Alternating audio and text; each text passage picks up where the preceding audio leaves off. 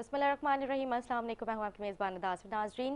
बिलावल भुट्टो ने भारतीय वज़ीर ख़ारजा को करारा जवाब दे दिया। इसमें शाज़िया मरी कहती हैं कि वज़ीर ख़ारजा ने अक़वाम मुत्तहिदा में भरपूर तर्जुमानी की है। इसी के साथ साथ आपको बताएं कि आज पीपल्स पार्टी की जानिब से बिलावल भुट्टो ज़रदारी साहब की हिमायत में जो है रैली का ऐलान किया गया है, जो कि कराची शहर और बाकी दीगर जगहों से जो है रैली निकलेगी। और इसी के साथ साथ आपको बताएंगे प्रोग्राम में हम गुफ्तगू करेंगे, क्योंकि असम्बली तहलील करने के काफ़ी चर्चे नज़र आ रहे हैं खान साहब की जानिब से। तो पीटीआई के चेयरमैन इमरान खान साहब जो उन्होंने जो है जो अभी नेक्स्ट फ्राइडे आ रहा है उसमें उन्होंने कहा है कि हम जो असम्बलीज दोनों असम्बलीज तहलील करेंगे और आगे का जो अमल वो भी बताएंगे। इस पर मुर्तज़ा वहाब साहब जो है वो कहते हैं कि खान साहब को तारीख पे तारीख देने की आदत है और वो इस बार भी यू टर्न लेंगे। तो इस हवाले से प्रोग्राम में गुफ्तगू करने के लिए हमारे साथ मौजूद है अदील अहमद साहब पीटीआई से। खुश आमदीद कहूँगी सर, आप खैरियत से?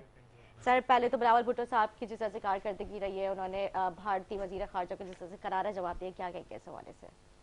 बिस्मिल्लाहिर्रहमानिर्रहीम। बहुत शुक्रिया जी, आपने अपने प्रोग्राम में मौका दिया। देखें, बिलावल ज़रदारी साहब इंटर्नशिप के ऊपर फॉरेन मिनिस्ट्री में आके बैठे हैं जी, और उनकी आपने कारकर्दगी की जो बात की है, उनकी कारकर्दगी में 1 अरब 75 करोड़ यानी पौने 2 अरब रुपये अभी तक बैरूनी दौरों पे खर्च हो चुके हैं उस मुल्क के ख़जाने के जी, कि जो डिफ़ॉल्ट के दहाने पे खड़ा है। ठीक है।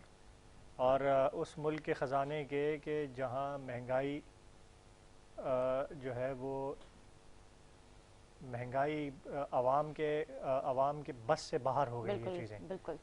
तो ये कारकर्दगी की अगर बात करें तो बड़ी मायूस कुन और जो है वो बड़ी इस मुल्क की इकॉनमी मईशत के हवाले से जो उनके दौरों पे अखराजात आए वो इंतहाई शर्मनाक हैं। ठीक है। बाकी भारत को एक स्टेटमेंट दे देना और उसके ऊपर फिर जो है वो धमाल मचाना, धमा चौकड़ी मचाना, मेरे ख्याल से वो उस कारकर्दगी को नहीं छुपा सकता जो कि उनकी इंटर्नशिप के ऊपर आए हुए अपने जो दौर हैं उसमें जो उन्होंने दिखाई है।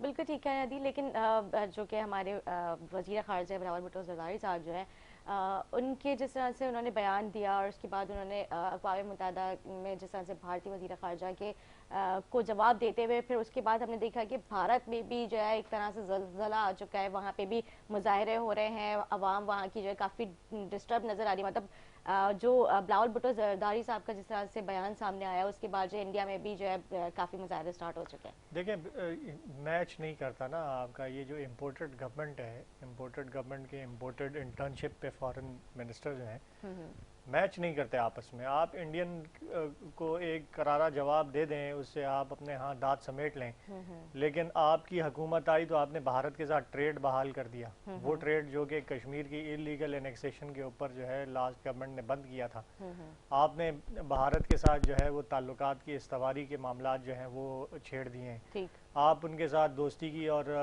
उसकी जो है वो बातें कर रहे हैं, बल्कि आपकी जो गवर्नमेंट है उनका जो तर्ज अमल है वो भारत के साथ जो है ताल्लुकात बहाल करने का हामी है जी। दूसरी तरफ आप इजराइल पे जो है डेलीगेशंस भेज रहे हैं, वहाँ दौरे जो है पाकिस्तानी कर रहे हैं, इजराइल के साथ ताल्लुकात बहाल करने, इजराइल को तस्लीम करने की बातें करते हैं।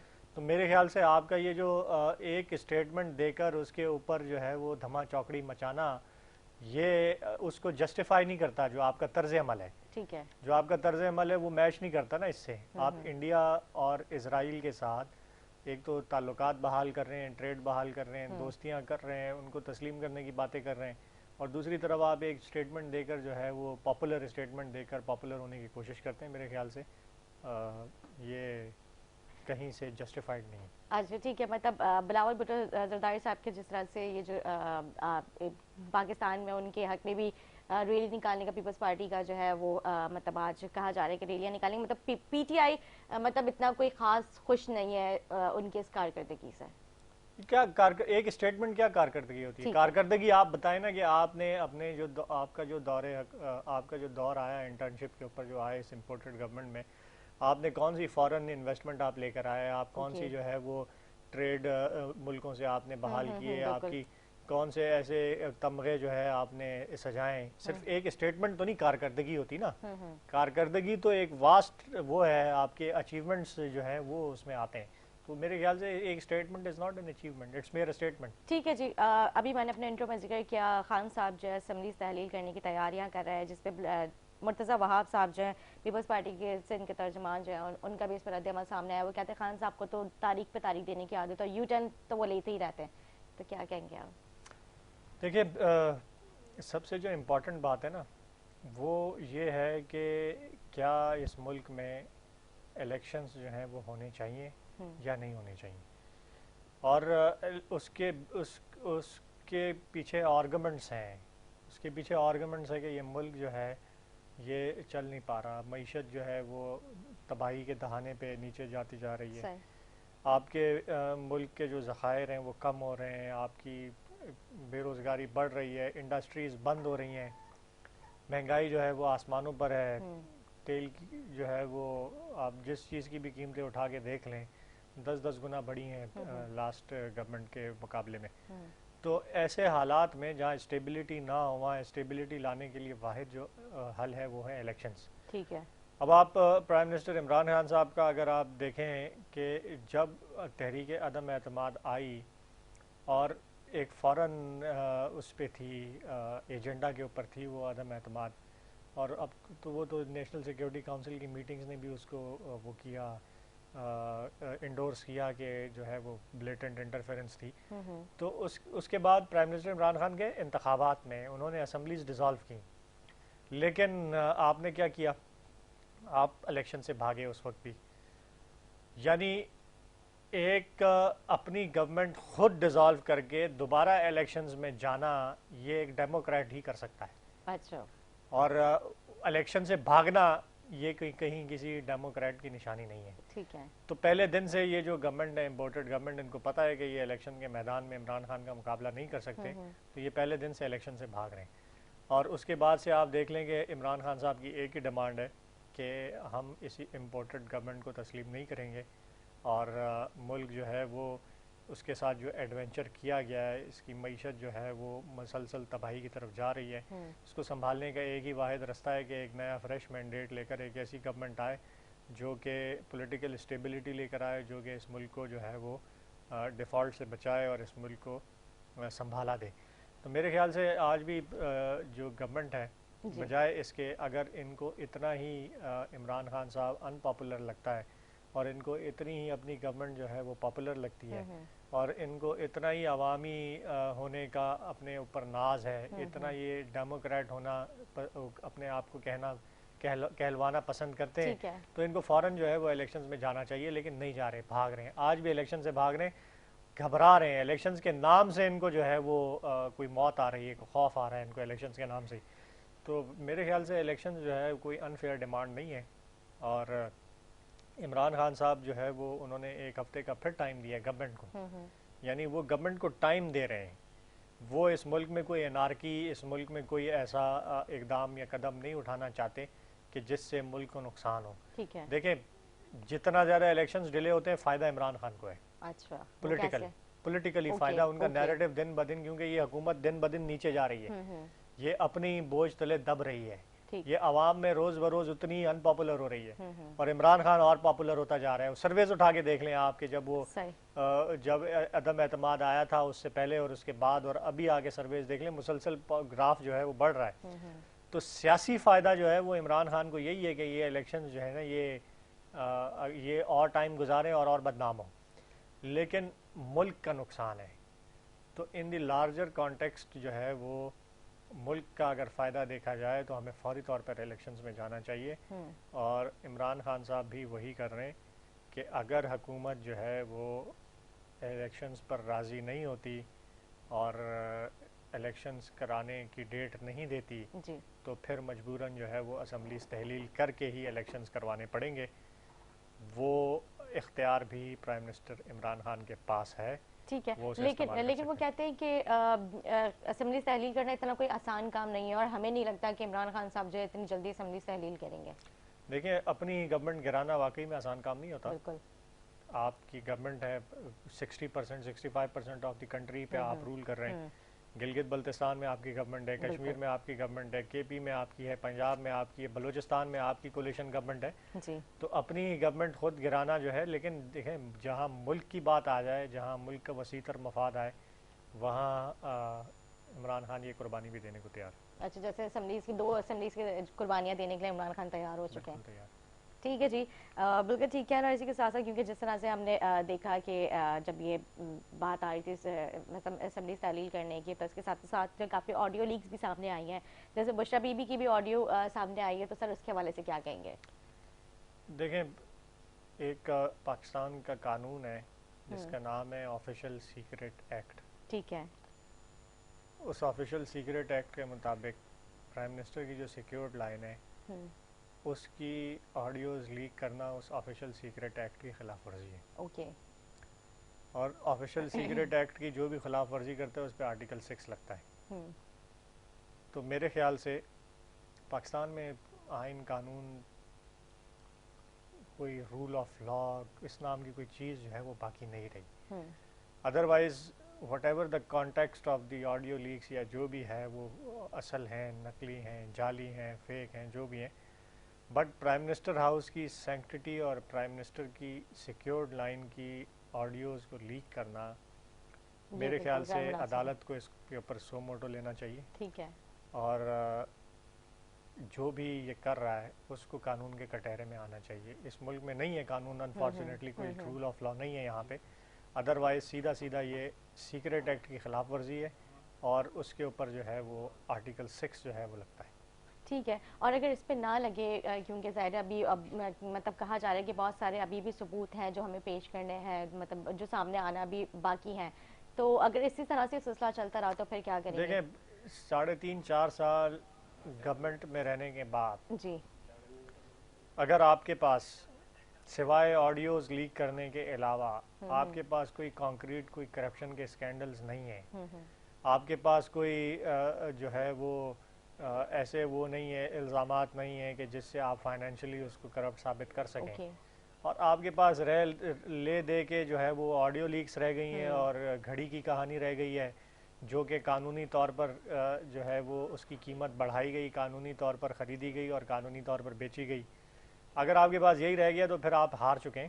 آپ ہار مانیں, آپ تسلیم کریں, قوم سے معافی مانگیں کہ آپ عمران خان صاحب کے خلاف کوئی ایسا کانکریٹ کوئی اسکینڈل نہیں لا سکتے. اچھا ابھی آپ نے خود ہی کہا دیل کہ قانونی طور پہ اس کی قیمت بڑھائی گئی اور قانونی طور پہ اس کو خریدا گیا, تو میں قیمت بڑھانے کے بعد جو ہے وہ ان کو آدھی قیمتوں میں پھر کیوں خریدا گیا؟ نہیں دیکھیں قانون ہے نا, توشہ خانہ کا ایک قانون ہے, رولز ہیں, وہ کوئی گورنمنٹ نہیں کرتی, وہ کیبنٹ ڈویژن کے نیچے کمیٹی ہوتی ہے. ٹھیک ہے. وہ اس کا تخمینہ لگاتی ہے اور پاکستان کا قانون یہ تھا کہ 15% of the price market value کے 15% کے اوپر آپ وہ خرید سکتے ہیں. پہلے قانون یہ تھا. ٹھیک ہے. اس کو بڑھا کر پرائم منسٹر عمران خان نے 50% کر دیا. بالکل ایسے. یعنی وہ قومی خزانے کو فائدہ پہنچایا, انہوں نے نقصان نہیں پہنچایا. یعنی پہلے 75 سال میں جتنے بھی آئے ہیں اور یہ لے کے گئے سارے 3 4 بھاریاں حکومتیں کی ہیں اس ملک کے اوپر, وہ 15% کے اوپر لے جاتے تھے. 50 روپے کا قالین لے گئے نواز شریف صاحب. اسی طریقے سے جو ہے وہ سینکڑوں چیزیں جو ہے وہ توشہ خانہ سے لے کے گئے کوڑی کے داموں. پرائم منسٹر عمران خان نے وہ قانون بدلا اور اس کو 15% کے بجائے 50% پہ لے گئے. یعنی جب خان صاحب تھے تب تو 25% تھا, پھر وہ 25 سے 50 کر دیا. جی جی بالکل, یعنی ڈبل کر دی نا قیمت. تو قومی خزانے کو تو فائدہ ہوا نا, اس سے نقصان تو نہیں ہوا نا. تو اس کے اوپر وہ گفٹس لے کے گئے. اب وہ ان کے اپنی ذاتی ملکیت بن گئی ہے, انہوں نے خرید لی گورنمنٹ سے, قانون کے مطابق خریدی ہے. وہ اس کو رکھیں, اس کو پھینکیں, اس کو کسی کو گفٹ کریں, کہیں بیچیں, وہ ان کی اپنی مرضی ہے. لیکن سر کوئی ملک کسی وزیر جو قانون ہے نا دیتا ہے تو وہ دل سے دیتا ہے, وہ ایک میموری ہوتی ہے. جو قانون ہے نا جی دیکھیں وہ آپ کی وہ سیپریٹ چیز ہے, وہ اللیگل نہیں ہے. آپ اس کو وہ کہہ سکتے ہیں, اخلاقی طور پر کہہ سکتے ہیں, دلی طور پر کہہ سکتے ہیں, کوئی اور نام دے سکتے ہیں, لیکن اللیگیلٹی نہیں ہے اس میں. ٹھیک ہے. اللیگیلٹی یہ ہے قانون میں کہ توشہ خانہ سے آپ گاڑیاں نہیں خرید سکتے. ٹھیک ہے. عمران خان صاحب کو بھی گاڑیاں گفٹ ہوئی ہیں, انہوں نے نہیں خریدی وہاں سے, کیونکہ وہ توشہ خانہ کے قانون میں ہے نہیں. سابق ادوار کے جو ہیں آصف زرداری صاحب 3 مرسیڈیز اور پتہ نہیں کتنی لینڈ کروزرز گھر لے گئے. نواز شریف صاحب, ان کی جو بیٹی مریم نواز اسی مرسیڈیز میں آج بھی پاکستان میں گھومتی تھی جب یہاں تھی وہ ادھر سے مرسیڈیز لے گئے. تو اللیگیلٹی اس توشہ خانہ کی پوری پروب کریں. پاکستان جب سے بنا ہے آج تک جتنے وزیر اعظم آئے, جتنے صدور آئے, جتنے آرمی چیف آئے, جتنے ججز, جتنے بیوروکریٹس, جن کو جو تحفے ملے سب کا آڈٹ کریں, سب کا نکالیں کہ کون کس قیمت میں لے کے گیا ہے, کون لیگل لے کے گیا ہے, کون انلیگل لے کے گیا ہے. ٹھیک ہے, تو آپ کے سامنے آ جائیں گی ساری چیزیں. وہ تو کہتے ہیں ہم تو ابھی بھی دکھانے کے لیے تیار ہیں, ساری چیزیں پیش کرنے تیار نہیں ہیں, دکھانے کے ہمارے لیے, پاس ابھی ساری چیزیں دکھانے موجود کے ہیں. لیے تیار, اس کو ڈکلیئر کرنے کے لیے بھی تیار نہیں ہے. ایک صحافی نے جو ہے وہ پٹیشن کی تھی اور اس کو وہ ڈکلیئر نہیں کر رہے کہ کتنے تحائف جو ہیں وہ پچھلے والوں کو ملے. ڈکلیئر کرنے کو تیار نہیں ہے, آپ کہہ رہے ہیں ہم دینے کو تیار ہیں. اچھا, وہ ڈکلیئر بھی نہیں کر رہے کہ میرے پروگرام میں تو کتنے دفعہ کہا کہ ہاں پچھلے ادوار میں کس کس کو کتنے کتنے گفٹس ملے. دیکھیں انلیگیلٹی توشہ خانہ کے اندر یہ آپ گاڑی نہیں لے سکتے وہاں سے. آصف زرداری گاڑیاں لے کے گیا گھر, نواز شریف گاڑیاں لے کے گیا, آپ کے اور جتنے ہیں ان کا آپ نکال کے ریکارڈ دیکھ لیں, گاڑیاں سب گھر لے گئے. وہ انلیگل ہے, وہ آپ نہیں لے جا سکتے. اس پہ آپ کی وہ بنتی ہے, نااہلی بنتی ہے, اس پہ آپ جو ہے وہ نااہل ہو سکتے ہیں. آصف زرداری کو ایک پورا کا پورا بلاول ہاؤس گفٹ میں مل گیا جب وہ صدر تھے, نہ اس کو ڈکلیئر کیا, نہ توشہ خانہ میں لائے, سیدھا سیدھا رکھ لیا. تو یہ وہ انلیگیلٹیز ہیں جو کہ توشہ خانہ کے قانون کے خلاف ہیں. پرائم منسٹر عمران خان نے اس کی ایویلویشن جو ہے وہ کیبنٹ ڈویژن نے کی, اس کے مطابق انہوں نے تو ویلیو بھی بڑھا دی. یعنی پہلے 25% پہ لے جاتے تھے لوگ, پرائم منسٹر عمران خان 50% پہ انہوں نے خریدی وہ چیزیں. تو انہوں نے نقصان نہیں پہنچایا, قومی خزانے کو فائدہ ہی پہنچایا انہوں نے. ٹھیک ہے جی, ہم گفتگو کرتے رہیں گے, ایک شارٹ بریک لیں گے, بریک کے بعد حاضر ہوں گے, ہمارے ساتھ رہیں.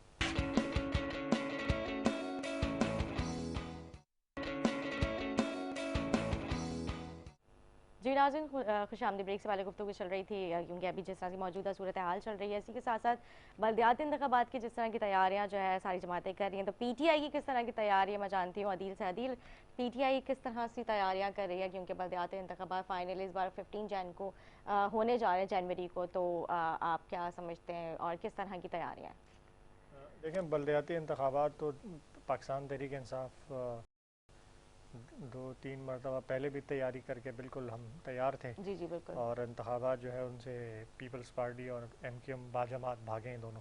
اچھا. ہماری تیاری باقی جماعتوں سے اس لیے بہتر ہے کہ ہم نے سب سے زیادہ امیدوار جو ہیں وہ کھڑے کیے ہیں. یعنی کراچی میں اگر آپ 245 یو سیز کو دیکھیں تو اس میں سے 246 یو سیز ہیں غالباً, اس میں سے 241 پہ ہم نے کینڈیڈیٹس کھڑے کیے ہیں. ٹھیک ہے. اور ایم کیو ایم نے جو ہے وہ آدھے کینڈیڈیٹس کھڑے کیے ہیں. اسی طرح پیپلز پارٹی نے بھی جو ہے بہت کم کینڈیڈیٹس کھڑے کیے ہیں. ایون جماعت اسلامی کے کینڈیڈیٹس بھی پورے نہیں ہیں. جماعت اسلامی, جبکہ جماعت اسلامی تو خود بہت ایکٹیو تھی اور وہ چاہتی تھی کہ بلدیاتی انتخابات ہوں. جماعت اسلامی آپ کو اس کے اوپر تو نظر آ رہی ہے سوشل میڈیا اور میڈیا کے اوپر, بٹ گراؤنڈ پہ ان کے کینڈیڈیٹس بھی پورے نہیں ہیں. تو پاکستان تحریک انصاف وہ واحد جماعت ہے جس نے سب سے زیادہ امیدوار جو ہیں وہ میدان میں اتارے. اور پاکستان تحریک انصاف کا جو نیریٹو ہے اس وقت, نیشنل قومی جو نیریٹو ہے, یعنی پورے اس میں وہ آپ دیکھیں تو وہ بھی سب سے زیادہ پاپولر نیریٹو کے ساتھ جو ہے وہ الیکشن میں گئی ہے. اور تیسرا جو ہے وہ اگر آپ بائی الیکشنز کا رزلٹ اٹھا کے دیکھ لیں پورے پاکستان کا انکلوڈنگ کراچی, تو اس میں بھی پاکستان تحریک انصاف دیگر جماعتوں سے آگے ہے ان بائی الیکشنز کے نتائج میں بھی. تو ثابت یہ ہوتا ہے کہ بلدیاتی انتخابات جو ہیں سب سے بڑی جماعت, سب سے زیادہ امیدوار کھڑے کرنے والی جماعت, سب سے زیادہ پاپولر جماعت جو ہے وہی جیتے گی. تو ہماری تو تیاریاں الحمدللہ پوری ہیں. 15 جنوری کے لیے ہم نے دوبارہ سے تیاریاں شروع کی ہیں, کیونکہ دیکھیں پرانا آپ کی جو مارکیٹنگ کیمپین ہوتی ہے وہ آؤٹ ڈیٹڈ ہو جاتی ہے, پھر آپ نے نہیں کرنی پڑتی ہے ہر دفعہ جب نئی تاریخ آتی ہے. تو اس دفعہ جو 15 جنوری ہے اس کے لیے ہمارا پورا مارکیٹنگ کا پلان بھی تیار ہے. انشاءاللہ ایک دفعہ پھر ہم میدان میں اتریں گے بھرپور تیاری. ٹھیک ہے جی سر, ہم نے کیونکہ ہماری ٹیم نے بھی سروے کیا, ہم نے عوام کی رائے بھی لی, اور اس پہ ہم مطلب جس طرح سے بھی آپ نے کہا کہ تحریک انصاف جو ہے وہ کافی پاپولر جماعت ہے, اور مطلب سب سے زیادہ الیکشن اور بائی الیکشنز کا بھی آپ نے خود ذکر کیا, بلدیات کا بھی آپ نے بتایا, کافی کینڈیڈیٹس آپ لوگوں نے ابھی میدان میں اتارے ہیں. تو یہ مطلب پاپولر اور جو ہے کینڈیڈیٹس کے بعد جو ہے کراچی کو آپ لوگوں نے کیا ڈلیور کیا؟ یہاں پر سوال عوام کا بھی یہی ہے اور ہمارا بھی یہی ہے.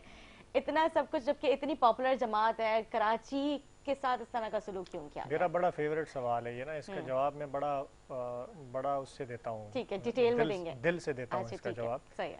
دیکھیں, پاکستان تحریک انصاف جب فیڈرل گورنمنٹ میں آئی تو ہمارے پاس انفارچونیٹلی سندھ میں گورنمنٹ نہیں تھی. ٹھیک ہے.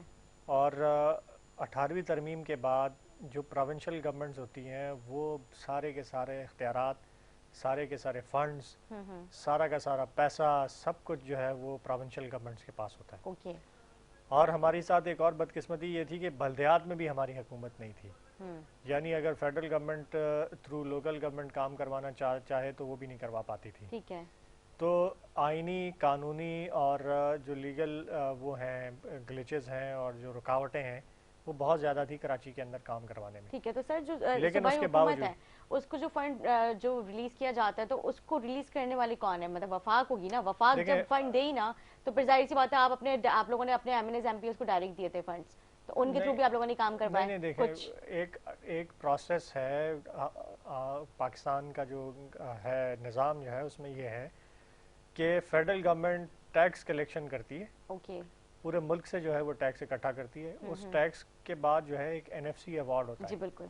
اس این ایف سی ایوارڈ سے پیسہ جو ہے وہ صوبوں کو ٹرانسفر ہوتا ہے. ٹھیک ہے. اور فیڈرل گورنمنٹ کے ذمے جو رہ جاتا ہے وہ قرض کی ادائیگی رہ جاتی ہے اور سرکاری ملازمین کی تنخواہیں رہ جاتی ہیں. اس کے بعد فیڈرل گورنمنٹ چلی جاتی ہے مائنس میں. ٹھیک ہے. تو ہمارے پاس فیڈرل گورنمنٹ کے پاس پھر جو ہے وہ کیونکہ وہ فنڈ جو ہے وہ ٹرانسفر کر دیتی ہے نیچے پروونشل گورنمنٹس کو. تو پھر پروونشل گورنمنٹس کا سارا اختیار بھی انہی کا ہوتا ہے, فنڈز بھی انہی کے پاس ہوتے ہیں, پیسہ سب کچھ ان کے پاس ہوتا ہے. تو ایسا نہیں ہوتا کہ فیڈرل گورنمنٹ نے جو ہے, اور سب سے زیادہ اگر آپ فگرز اٹھا کے دیکھ لیں نا این ایف سی ایوارڈز کی فگرز دیکھ لیں تو سب سے زیادہ جو ٹرانسفرز ہیں وہ پاکستان تحریک انصاف کے دور میں ہوئے سندھ گورنمنٹ کو. یعنی ہم نے ابھی جو لاسٹ ایئر تھا نا ہمارا لاسٹ فائنینشیل ایئر جس میں ہماری گورنمنٹ گئی, اس میں ہم نے جو ٹارگیٹڈ اماؤنٹ تھی اس سے زیادہ دیا سندھ کو. اچھا. اس کی وجہ یہ تھی کہ ٹیکس کلیکشن زیادہ ہوئی. یعنی وہ جو این ایف سی ایوارڈ ہوتا ہے that is directly link to tax collection. جتنی زیادہ ٹیکس کلیکشن ہوگی اتنے زیادہ پیسے ٹرانسفر ہو جاتے ہیں. تو چونکہ ہمارے آخری سال میں ٹیکس کلیکشن ریکارڈ ہوئی تھی تو ہم نے جو ٹارگیٹڈ اماؤنٹ تھی اس سے زیادہ ہم نے سندھ گورنمنٹ کو این ایف سی کے تھرو دیا. سر جب آپ لوگوں نے این ایف سی کے تھرو آپ لوگوں نے سندھ گورنمنٹ کو جو فنڈ دیا تھا تو وہ فنڈ کا آپ نے سوال نہیں کیا کہ وہ کہاں پہ یوٹیلائز کیا گیا ہے؟ اس کا سوال تو سب کی ذمہ داری ہے پیپلز پارٹی سے کرنا کہ آپ کو پچھلے 13-14 سال سے آپ کی گورنمنٹ ہے اور ہر سال آپ کے پاس سینکڑوں ارب ہزاروں ارب روپیہ آتا ہے وفاق سے. اس میں میرے خیال سے کوئی ہزاروں ارب روپیہ جو ہے وہ ڈیولپمنٹ کا بجٹ جو ہے وہ سندھ میں آیا ہے, تو وہ کہاں گیا؟ تو یہ سوال تو سب کا فرض ہے کہ پاکستان پیپلز پارٹی سے کرے. لیکن وہ تو کہتے ہیں ہمیں کوئی فنڈ نہیں ملا, ہمارے پاس کوئی بجٹ نہیں ہے, تو جس کی وجہ سے آپ کو پتہ ہے یہ تو وفاقی حکومت کا کام ہے ہمیں این ایف سی ایوارڈ دینا, ابھی تک ہمیں ملا نہیں ہے. سیاسی طور پر میڈیا پہ آ کے جھوٹ بولنا ایک الگ چیز ہے, اور فگرز جو ہیں وہ فگرز اسپیک الاٹ. ٹھیک ہے. ٹھیک ہے. تو جو آپ سمپل سا جا کے آپ فائنانس ڈپارٹمنٹ کی ویب سائٹ دیکھ لیں, فیڈرل گورنمنٹ سے جو سندھ گورنمنٹ کو ٹرانسفرز ہوئی ہیں وہ ان کی فگرز اٹھا کے دیکھ لیں, آپ کو سب پتہ چل جائے گا کتنا پیسہ آیا ہے پچھلے اس میں ادوار میں. تو بات یہ ہے کہ فیڈرل گورنمنٹ جب ہماری آئی تو ہماری نہ پروونس میں گورنمنٹ تھی نہ ہماری بلدیات کی گورنمنٹ ہمارے پاس تھی. اس کے باوجود ٹھیک ہے پاکستان تحریک انصاف نے جو سندھ کے اندر پیسہ خرچ کیا یا سندھ کے اندر وہ این ایف سی دینے کے علاوہ فیڈرل نے جو ڈائریکٹلی یہاں پہ کام کیے, میں یہ سمجھتا ہوں کہ اس کی مثال نہیں ملتی کہ فیڈرل میں آپ کی گورنمنٹ ہو پروونس میں نہ ہو. اور پھر بھی فیڈرل گورنمنٹ جو ہے وہ سوائے مشرف کے دور کے, لیکن مشرف کے دور میں بھی فیڈرل میں ان کی گورنمنٹ تھی, پروونس میں بھی کافلی کی گورنمنٹ تھی. ٹھیک ہے. تو بھی جسٹیفائڈ ہے کہ انہوں نے پیسہ لگایا. لیکن ہمارے پاس تو پروونس میں گورنمنٹ نہیں تھی. پھر ہم نے جو کام کیے آپ دیکھ لیں, جو اکثر سوال ہوتا ہے 1100 ارب روپے کا پیکج کا کیا ہوا, 650 ارب کا بھی سوال کیا جاتا ہے, میں کل ملا کے 1750 ارب کے یہاں پہ سوالات کیے جاتے ہیں جو کہ پیپلز پارٹی خود بھی کرتی ہے کہ جو خان صاحب نے اعلانات کیے تھے. میں آپ کو بتاتا ہوں کہ جو اعلانات ہوئے دیکھیں اس میں 1100 ارب روپے کا سوال ہوتا ہے نا. گرین لائن کا منصوبہ چل رہا ہے الحمدللہ. کس نے بنا کے دیا؟ فیڈرل گورنمنٹ نے بنا کے دیا. پیسے خرچ ہوئے نا, بغیر پیسے کے تو نہیں بنا. ٹھیک ہے. آپ کا کراچی سرکولر ریلوے کے لیے 22 ارب روپے جو ایلوکیشن ہوئی, جو گراؤنڈ ورک سٹارٹ ہوا, وہ کس نے کیا؟ فیڈرل گورنمنٹ نے کیا نا. آپ کا کراچی میں جو 3 بڑے نالوں کی صفائی ہوئی اور اس دفعہ قدرے بہتر رہا فلڈز کے اندر, یعنی اربن فلڈنگ آپ کو کراچی میں اتنی نظر نہیں آئی. وہ کیوں ہوئی؟ کیونکہ نالوں کی صفائی ہوئی, بڑے پیمانے پہ ری ویمپنگ ہوئی, کنسٹرکشن ہوئی, وہاں کی یوٹیلیٹیز چینج ہوئی, وہاں جو ہے وہ جو ری سیٹلمنٹ تھی لوگوں کی وہ فیڈرل گورنمنٹ نے کی. تو اس پہ پیسہ خرچ ہوا ہے نا. بالکل. وہ اسی 1100 ارب روپے میں سے خرچ ہوا ہے نا. پھر آپ کا K4 کا منصوبہ وابڈا کو دینا, وابڈا پھر اس کو آگے اس کو سبلیٹ کر کے اس پہ کام شروع کروانا, فیڈرل گورنمنٹ نے کیا نا. پھر آپ کا فریٹ کوریڈور کے اوپر کام فیڈرل گورنمنٹ نے شروع کیا. آپ کے دیکھیں منگوپی روڈ آپ کو فیڈرل گورنمنٹ نے بنا کے دیا, آپ کے ناظم آباد کے فلائی اوورز آپ کو فیڈرل گورنمنٹ نے بنا کے دیا, نشتر روڈ آپ کو فیڈرل گورنمنٹ نے بنا کے دیا, آپ کو کراچی میں ہب ڈیم سے جو ہے وہ پانی کی لائن فیڈرل گورنمنٹ نے ڈال کے دی, آپ کو فیڈرل گورنمنٹ نے کراچی کو 800 میگا واٹ ایڈیشنل بجلی دی. پھر بھی بجلی اس کا پہ بحران تھا. ہمارے دور میں, جب ہمارا دور تھا تو بجلی کا بحران ختم ہو گیا تھا کراچی میں. نہیں عدیل صاحب, لوڈ آپ شیڈنگ کے دور میں ہی تو بجلی کا بحران سٹارٹ ہوا تھا, اور لوڈ شیڈنگ آپ کے سامنے, اور بجلی کی جو یونٹس ہیں وہ بھی آپ نے دیکھے. ناٹ ایٹ آل کے الیکٹرک کے کسی نمائندے کو آپ بلا کے بٹھا دیں اور ان سے سر آپ وہ تو پوچھ میڈیا لیں. پہ آنے سے دور بھاگتے ہیں, وہ نہیں نہیں, آتے. ان کو لائن پہ لے لیں, ابھی میرے وہ سامنے لے لائن پہ لیں. بھی نہیں آتے, ان کے جو ترجمان ہیں وہ سب بنا کر دیتے ہیں, میڈیا پہ سوال نہیں کرتے. ترجمان اس کا بالکل آپ کو جواب دے گا. آپ میں آپ کو جواب دلوا دیتا ہوں ان سے, آپ ان سے پوچھ لیں کہ لاسٹ جو فیڈرل گورنمنٹ تھی, ہم نے 500 ارب روپے سے زائد خرچ کر کے NTDC یعنی نیشنل ٹرانسمیشن جو آپ کی ڈیولپمنٹ کارپوریشن ہے, اس سے لائنیں بچھا کے کراچی کو 800 میگا واٹ کی ایڈیشنل بجلی دی.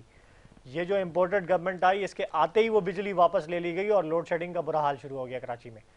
تو یہ وہ سارے کام ہیں کہ جو کہ فیڈرل گورنمنٹ نے, اب دیکھیں ہم گورنمنٹ میں نہیں تھے, سندھ میں ہماری گورنمنٹ نہیں تھی جی, ہم نے پھر بھی پولیٹیکلی سندھ کو جو ہے وکٹمائز نہیں کیا. جب آپ کا کووڈ آیا تو 66 ارب روپیہ کیش ٹرانسفرز جو ہیں وہ تھرو احساس پروگرام سندھ کے اندر ہوئے.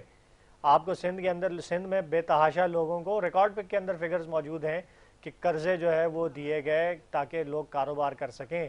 سندھ کے اندر آپ کو سینکڑوں ارب روپیہ جو ہے وہ ٹیکسز کی مد میں معاف کیا گیا تاکہ سندھ کی انڈسٹری چل سکے. اچھا, آپ کو ریلیف بجلی اور گیس کے بلوں کی مد میں, ٹیکسز میں عوام کو ریلیف دیا گیا سندھ کی. نہیں, انڈسٹریز کو, انڈسٹریز کا جو پہیہ چلا تھا وہ اس لیے چلا تھا کہ ان کو ٹیکسز کی مد میں ریلیف دیا گیا. آپ کے بجلی اور گیس کے بلوں کی مد میں جو ہے وہ ریلیف دیا گیا. یہ سب فیڈرل گورنمنٹ نے کیا. آپ کا اس دن جو آپ کے امپورٹڈ گورنمنٹ کے جو آپ کے وزیر اعظم ہیں شہباز شریف, جو آگے انہوں نے فیتا کاٹا دوبارہ ایک منصوبے کا جو عمران خان صاحب شروع کر کے جا چکے ہیں, وہ آپ کے سندھ کے 452 ارب روپے کا حصہ تھا اور اس میں ہم ایلوکیشن کر چکے تھے. اس کی جو ایلوکیشن ہوئی, وہ پیسہ جو زمین خریدنے کے لیے سندھ گورنمنٹ کو ہم نے دیا, وہ 4.6 بلین 4.6 ارب روپیہ ڈی سی لے کے بھاگ گیا. یعنی آپ اندازہ لگائیں کہ تھرو اوپن بیرر چیکس جو ہے وہ پیمنٹ ڈپٹی کمشنر جو ہے وہ اس موٹر وے کے پروجیکٹ کے اندر کرپشن کر کے غبن کر کے بھاگ گیا, جس کی ابھی وہ فیتا کاٹ کے گئے. وہ موٹر وے کا پروجیکٹ پیمنٹ ان کو دے دی تھی, پیمنٹ ہو چکی تھی, پیمنٹ ریلیز کر دی تھی نا. لینڈ جو لینڈ پرچیزنگ جو ہوتی ہے وہ تھرو ڈی سی ہوتی ہے, وہ تھرو پروونشل گورنمنٹ ہوتی ہے. وہ جو بیچ میں جو ڈی سی کا اسکینڈل جو سامنے جو ڈی سی کا اسکینڈل آیا, وہ ہماری گورنمنٹ نے پیسہ ریلیز کیا تھا تو وہ کھا گیا نا پیسے, وہ ڈی سی کھا کے بھاگ گیا اس کا. اور وہ لینڈ پرچیز نہیں کی گئی ہے. نہیں, انہوں نے جن سے پرچیز کی نا ان کو پیمنٹس نہیں کی. اوکے, جن غریبوں سے لینڈ پرچیز کی ان کو پیمنٹس نہیں کی, وہ پیمنٹ جو ہے اوپن بیرر چیک سے خود کیش کر کے آگے بھاگ گئے. تو سر جب یہ پیمنٹ آپ لوگوں نے ریلیز کی تو اس کے بعد چیک اینڈ بیلنس نہیں کیا تھا آپ لوگوں نے؟ پروونشل گورنمنٹ کا کام ہے نا. اب فیڈرل گورنمنٹ نے پروونشل گورنمنٹ کو دے دیا پیسہ کہ آپ لینڈ پرچیزنگ کریں اور آپ گراؤنڈ پہ کام شروع کروائیں, تو وہ پروونشل گورنمنٹ کا کام ہے نا چیک اینڈ بیلنس رکھنا. پروونشل گورنمنٹ تو ملوث ہے نا. ہمارا رونا کیا ہے کہ آپ پاکستان پیپلز پارٹی جو پچھلے 14-15 سال سے صوبے کے اوپر ہے, جو 1100 ارب روپے کا پیکج وفاق نے بنایا اور چیف منسٹر کو زبردستی بٹھایا, وہ یہ کہہ رہے تھے آپ پیسہ ہمیں دے دیں, 1100 ارب ہمیں دے دیں. اب اگر دے دیں, اس کا حال وہی ہونا تھا جو ڈی سی نے اس کا کیا, مٹیاری میں کیا, نوشہر و فیروز میں جو کیا انہوں نے. تو بات یہ ہے کہ ہماری جو فیڈرل گورنمنٹ ہے, تاریخ میں ایسا نہیں ہوا کہ پروونس میں گورنمنٹ نہ, اور پھر بھی اتنی بڑے تعداد میں آپ کا حیدرآباد سکر موٹر وے دے رہے ہیں سندھ کو. سندھ میں لا تعداد جو ہے وہ بجلی کے منصوبوں پہ کام ہوا, گرڈ اسٹیشنز کی تعمیر ہوئی, ریلوے اسٹیشنز کی بحالی ہوئی, آپ کا ٹیلی فون کی کنیکشن لائنز جو ہیں بچھائی گئیں پورے سندھ میں. آپ کی بے تحاشا جو ہے وہ سندھ میں ہم نے اس نئی گاج ڈیم کی تعمیر کے لیے فنڈز دیے. تو یہ وہ سارے کام ہیں کہ جو ہماری لیکن سر اگر ڈیم کے لیے فنڈز دیے گئے تھے, پانی کا بحران بھی وہیں کا وہیں ہے, گیس نہیں ہے, بجلی آپ کے پتہ ہے کتنی مہنگی ہو چکی. مطلب اگر آپ بقول آپ کے جیسا آپ کہہ رہے ہیں کہ ہم نے اتنے سارے پروجیکٹس دیے, اتنے فنڈز دیے, اتنا کام, اتنی کارکردگی کرنے کے باوجود بھی مطلب وہیں کے اگر زیرو کے زیرو کھڑے ہوئے تو پھر فائدہ کیا ہے ایسے کام کا؟ دیکھیں, میں نے تو آپ کو جو چیز گنوائی نا وہ یہ نہیں گنوائی, ہوا میں نہیں گنوائی. گرین لائن آپ جا کے دیکھ سکتے ہیں, بالکل فیڈرل گورنمنٹ نے بنایا. نالوں کی جو کنسٹرکشن ہے وہ بھی آپ دیکھ سکتے ہیں. کریڈٹ عمران خان لیتے ہیں جبکہ وہ تھا نواز شریف کا منصوبہ. دیکھیں बुनियाद नवाज शरीफ के टाइम पे रखी गई थी इसकी। नवाज शरीफ साहब का मंसूबा था, उन्होंने जेब से लगाया था पैसा। ज़ाहिर है अवाम का पैसा था सर। वो तो जब स्टार्ट करके गए थे, तो हम जब आए तो मंसूबा बंद तो पड़ा हुआ था। अब जेब से तो आप लोगों ने भी नहीं लगाया था, वो भी अवाम का ही पैसा तो था। हम ये नहीं कह रहे ना इमरान खान का मंसूबा है, जी हम तो ये नहीं कह रहे, ठीक हम है। तो ये कह रहे हैं अवाम का मंसूबा है। जी लेकिन जब हम आए तो मंसूबा बंद पड़ा हुआ था, उसके ठीक ऊपर है। कोई स्पेंडिंग नहीं हो रही थी, हमने उसको कंप्लीट करवाया। ठीक है। यानी गवर्नमेंट का काम ये नहीं, गवर्नमेंट जेब से पैसे नहीं लेकर आती। गवर्नमेंट का काम ये होता है कि वो थ्रू एडमिनिस्ट्रेटिव मेजर्स जो हैं, थ्रू एलोकेशन ऑफ फाइनेंसेस जो हैं, वो उस उन मंसूबों को जो है टाइमली कंप्लीट करवाएं। ठीक क्या है। हमने टाइमली कंप्लीट नहीं करवाया? हमने टाइमली कंप्लीट करके दिया। तो बात ये है कि जो हम पे इल्ज़ाम लगता है, हमें तो सिंध में गवर्नमेंट नहीं थी, हमारी तो बल्दियात में गवर्नमेंट नहीं थी। ये इन सारे बड़े प्रोजेक्ट्स के अलावा जो काम एमएनएस थ्रू एमएनएस फंड्स जो है लोकल गवर्नमेंट नेचर के, नालियां बनाना, गलियां बनाना, सीवरेज की लाइनें डालना, पानी की लाइनें डालना, छोटी छोटी सड़कें बनाना, जी तो जो कराची में हुए 20 अरब रुपए से जायद के काम तो ये हुए हैं कराची में। कराची में। इतना तो सिंध गवर्नमेंट से पूछे आप, इन्होंने बल्दियात को फंड्स दिए जो आपके एमएनएस के थ्रू जो थ्रू हमारे एमएनए फंड के डेवलपमेंट के काम हुए। ओके इतना आप पूछे सिंध गवर्नमेंट से, इन्होंने अभी पिछले 4-5 साल में इन्होंने थ्रू बल्दियात 20 अरब का काम आपके एमएनएस के थ्रू 20 करवाया अरब गया से कराची जायद। की जो सड़क 20 अरब से 20 जायद अरब रुपए से जायद का काम और जो है वो कहाँ पे सर ये हर हल्के में हुआ है। मैं अपने अच्छा। हल्के में आप मेरे साथ चलें, प्रोग्राम करें, शो करें, मैं आपको दिखाता हूँ क्या क्या काम हमने ठीक है। किया। बिल्कुल मैं इस पे प्रोग्राम करूंगी, बिल्कुल ठीक है। लेकिन अच्छा सर, कहा ये भी जाता है कि मेरे बल्कि अपने भी मेरे मतलब चैनल के बहुत सारे इस तरह के हमारे टीम मेंबर्स हैं जो कि आपके एमनेस के ही हलकों में रहते हैं, तो उनका भी यही कि आना जाना बहुत मुश्किल हो जाता है। और मतलब फ़ोन करते थे एमने साहब को तो वो कहते हैं हमने तो देखा ही नहीं है, फ़ोन तो उठाना दूर की बात है। देखिए बड़ा मुश्किल काम है। जी मेरी कॉन्स्टिट्यूंसी जो है उसमें 3.5 लाख से ज़ायद आबादी है। ठीक है। 1,58,000 तो रजिस्टर्ड वोटर था 2018 में। तो सबका फ़ोन उठाना और सबको एक साथ नज़र आना मुमकिन नहीं है। सही। ठीक है, प्रोसेस होता है। जैसे हमने एक प्रोसेस ये बनाया है कि कॉन्स्टिट्यूंसी के अंदर हमने ऑफिसेज बनाए थे और मैं रोज़ाना की बुनियाद पे ऑफिस में बैठता हूँ। अच्छा ठीक है। तो जिन्होंने मिलना है, जो कंप्लेंट्स हैं, मेरा ऑफिस खुला रहता है। ठीक है, वहाँ आते हैं, कंप्लेंट्स हमारे पास जमा होती हैं। बहुत सारे काम हैं जो थ्रू लोकल गवर्नमेंट होने होते हैं, जो थ्रू प्रोविंशियल गवर्नमेंट्स होने होते हैं, जहाँ हमारी गवर्नमेंट नहीं, हमें बड़ी मुश्किलात का सामना होता है, but at least we are available to the public. ठीक है, पब्लिक के पास हम जाते हैं। इसके अलावा आप टाइमलाइन देख लें, मैं बाकियों का नहीं कहता, लेकिन आप मेरा उठा के देख लें तो रोजाना की बुनियाद पे मैं आपको सर अपने आपकी हल्के में बात नजर ठीक है, आता हूं। आपका तो वैसे भी हमने मैं देखा है रोजाना की क्योंकि आप बुनियाद पे करते आपको रहते हैं अपने हल्के में नजर आऊंगा। ठीक है। लेकिन अच्छा, जिस मैं तरह से आज तक आपके एमएनएस हैं, मैं उनका भी जिक्र करिए। जो फिक्सड के जो आलमगीर साहब हैं, इससे पहले आपके वो जो एक अब्बास जाफरी साहब हैं, वो तो मतलब नजर ही नहीं आते हैं। देखिए, मतलब MNS फिक्सड वाले जो आलमगीर साहब हैं, वो तो पहले आने से पहले जब भी बहुत खिदमत किया करते थे, ढक्कन लगाया करते थे, लाइट्स लगाया करते थे, कचरा समेटे होते थे, ये सब कुछ करते। लेकिन उसके बाद जब उनको एमएनए बना दिया गया तो वो बिल्कुल ही आज भी वही कर रहे मतलब से आउट हो गए। नहीं, वो आज भी वही कर रहे हैं। वो आज भी आपको ट्रैक्टर पे नजर आएंगे, वो आज भी आपको हल्के में ही नजर आएंगे। उनका अबुल हसन असवानी के ऊपर ऑफिस है, रोड के ऊपर, मेन रोड के ऊपर, वहाँ आपको रोजाना मिलेंगे। वो अपने आवाम के दरमियान आज भी। देखें, मैंने आपसे अर्ज किया ना कि ये बड़ा मुश्किल है कि मैं अपने सूबाई सीट की बात करूं, एमएनए का हल्का तो हमारा डबल होता है, यानी उनके तो 7-8 लाख की आबादी होती है। तो सबको एक साथ नजर आना और सबके फोन एक साथ उठाना, that is not possible, humanly possible नहीं है। बट ये होता ये है कि आपका ऑफिस होता है और कॉन्स्टिट्यूंसी में आप लोगों के साथ जो है वो मिलते जुलते हैं, अपनी खुशी गमी में शिरकत करते हैं, जो कि हमारे सिवाय चंद एक के, मैं कुछ एक्सेप्शंस के अलावा बाकी तो हमारे सारे लोग माशाल्लाह से अवेलेबल हैं लोगों को। और मुझे नहीं लगता कि ये क्लेम शायद दुरुस्त हो। अच्छा ठीक है, सही है, मतलब आपको ऐसा लगता है। लेकिन हमारी टीम, जैसे मैंने अभी खुद जिक्र किया कि आप अभी प्रोग्राम के बाद उनसे मिलिएगा, जो कि उनकी भी शिकायत है बहुत सारी जो कि वो करना चाहते हैं लेकिन नहीं, मतलब उनका इतना एक्सेस है कि वो अपने इलाके एमएनए से जो है वो मतलब उन तक पहुंचे, उनकी रसाई हो या वो कॉल उनकी रिसीव करें। कराची में जिस एमएनए से भी वो रसाई करना चाहते हैं, अभी प्रोग्राम के बाद मुझे बताइएगा, मैं उनका भी राब्ता करा दूंगा। चलिए ठीक है। तो ये सोर्स वाले काम हुई ना, मतलब सोर्स होगी तो फिर वो वहां तक पहुंच सकते हैं, मतलब उनका एक्सेस होगा, अदरवाइज तो वो फिर मतलब मैं भी तो वही अवामी नुमाइंदा हूं ना जो वो है। ठीक है जी, ठीक है, बहुत शुक्रिया अदा करूंगी मैं आपका आदिल साहब, आपने अपना टाइम दिया। उम्मीद करती हूँ मेरे नाज़रीन को हमारा प्रोग्राम अच्छा लगा। इसी के साथ अपनी मेज़बान अदा सकते हैं इजाज़त। मुझे, मेरे मेहमानों को, मेरी टीम को दुआ में याद रखें। अल्लाह।